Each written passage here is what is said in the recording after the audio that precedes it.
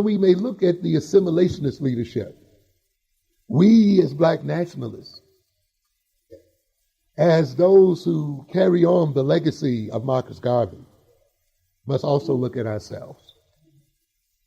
While we may gloat to a degree in the failures of the assimilationist leadership and show them the squalid outcome of their leadership, how they fought for equal housing and how now a major problem is homelessness, how they fought for integrated schools and how our major problem is dropoutism, how our major problem is illiteracy, how they threw their bodies before tractors and threw their bodies before traffic to get us into the colleges and universities. And we find, again, our major problem now is the decline of black students on the university level, the decline of black teachers on college campuses, the decline of black teachers in the schools, period, and the decline of the education of black people as a whole.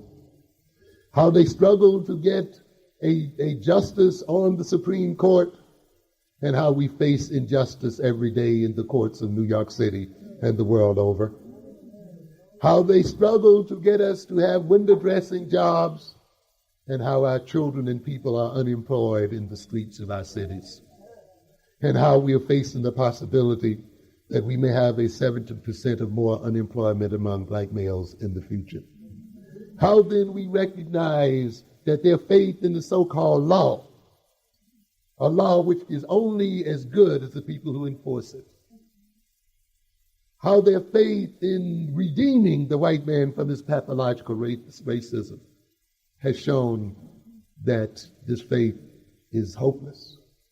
We may gloat at that, but we almost also must accept our responsibility too in the decline to a degree of our ability to carry out the Marcus Garvey legacy. And how has that occurred? To a degree, with the rise of assimilationist leadership, I think we also had a simultaneous rise of pseudo-nationalistic leadership. A nationalist rhetoric without a nationalist substance. A people who talk good nationalism, but who do not behave and actualize what that nationalism means. We are now engaged in a struggle between true nationalism and counterfeit nationalism. It is time for us to remove then those counterfeit nationalists who are also, in a certain subtle sort of way, the partners of the assimilationist. Let's look again at the nationalist who is true to his cause. And let us test our nationalists by some of these criteria that I shall mention here. The true nationalist is not obsessed with the past to the exclusion of the present. We have some nationalists whose heads are on backwards, and they can only look into the distant past. And they look so far, they look so far in the past, and they're so concerned with the past until they stumble over the present and cannot see what is coming in the future. They grovel and revel in the great glories of the past to the absence of the future.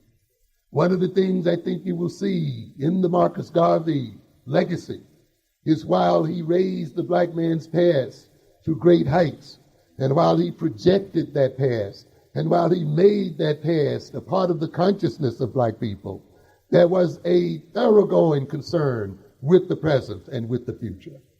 There was a thoroughgoing concern with the construction of now and the construction of the future. There was not merely then an ongoing and exclusive and compulsive concern with things that were, and not with things as they are and things as they can and shall be. The true nationalist is forward-looking and futuristic. I see too few conferences, few people concerned about the future, even nationalists. What is going to occur in the year 2000? What will be the condition of the people in the year 2050, 2100? What must we do today to secure the survival and the advancement of African people the world over?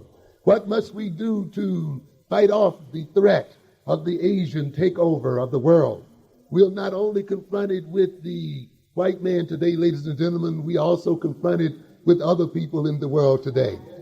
We are confronted then with a rise of Asian civilization as well. Are we to throw off, or are we to see the death of European civilization only to fall under the yoke of Asian civilization?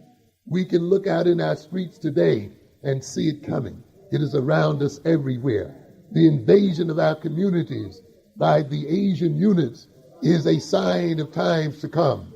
And the African man is at the crossroads today.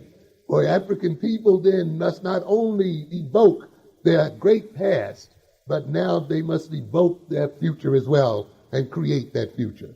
The true nationalist then does not escape and hide through glorification of the past what must be done in the present and what must be done in the future. The bogus nationalist, he raises up the people and builds up a false pride in the people in terms of past history, but he leaves them groping as to what must be done now and leaves them feeling high and mighty when they walk out of the halls and oratory with out of the halls and out of the churches with his oratory ringing in their ears, only to face the Korean stores once they get outside, only to face their communities taken over by Arabs, by Hispanics, and by other groups. And with that ringing oratory and rhetoric, they must face the reality that while the knowledge of history is wonderful and is great and it is a necessary part of our resurrection of people, it is not going to be our sole basis of salvation. We must not only concern ourselves with our past, we must concern ourselves with now, and we must use now to create our future. The true nationalist is intrepid. Not that the nationalist does not have fear, but he learns to operate in spite of fear. Fear does not paralyze him. He uses the fear as an energy to move forward and to confront his enemies. He does not hide his fear behind high-sounding phrases and high-sounding scholarship in dredging up the past. He dredges up the past as a means of integrating it into his personality and as a foundation for his movement forward and his thrust into the future. He does not then put forth a kind of pseudo game that I see many of our nationalist people putting forth here. A people who sort of participate with the establishment, who sort of arouse the revolutionary fervor of their audiences, but when you stop and think about it, have left you with no real tools and techniques for dealing with our current problems, who do not project the future and what it will be like. The true nationalist is entrepreneurial.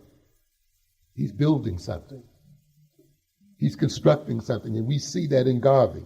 Not just a concern with the past, not just an identification with Egypt, not just an identification with the great African empires of the past, not just picking up little detail upon little detail of some African past, but of a sound movement forward in concrete brick and mortar construction, a sound hands-on development and actualization of African ideology and of African political ideology and political development. He is one who then thrusts his fear aside and moves forward. The true nationalist not only respects his ethnic heritage and the glories of his ancestors, but is equally, if not more, concerned with the inheritance that he's going to pass on to his children, with the legacy that he's going to give to his children. We have people who go, scrape their monies together, give it to Pan Am, give it to the Arabs, jump out the plane, bow and scrape and kiss the earth. Just to salve their own wounded ego. But when you come and say, give that $1,500 to the feeding of your children, to the educating of your children, to the creation of jobs for your people, to the gaining of control over real estate, and gain of control over your wealth, somehow they're not able to make those sacrifices. They're willing to worship the pyramids of 2,000 and 3,000 and 4,000 years ago, but will not build pyramids in the present so that their children may see what they left behind as well. We have then a people who then get caught up and make the people look at the past glories but leave their own children neglected, who will give great analytical and oratorical dissertations on the inadequacies of Eurocentric education, and yet will not contribute 1 penny of their monies and their times to the construction of their own schools, who year after year will spend millions and give it away to the others, but will not give it to their young. That is pseudo-nationalism, ladies and gentlemen. We see the true nationalist in the guise and in the person of Marcus Garvey, in the person of the Honorable Elijah Muhammad, who not only complains about the nature of the education of black children, but who does something about it, who builds the schools and builds the universities, who constructs and instructs as a part of his nationalist mission.